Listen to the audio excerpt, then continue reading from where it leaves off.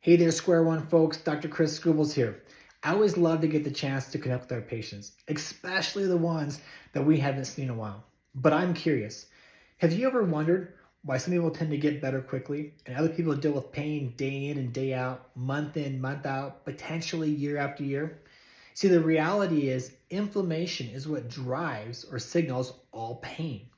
And there's things that we do in our everyday life that's either increasing or decreasing our inflammation and pain levels. Here's the great news.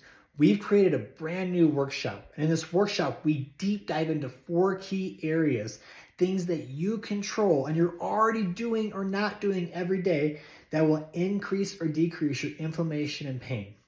So to learn more about this great workshop, just respond with a message that says pain-free, and my staff's gonna let you know what you can do to take the next step and how you can get this information to finally get pain-free.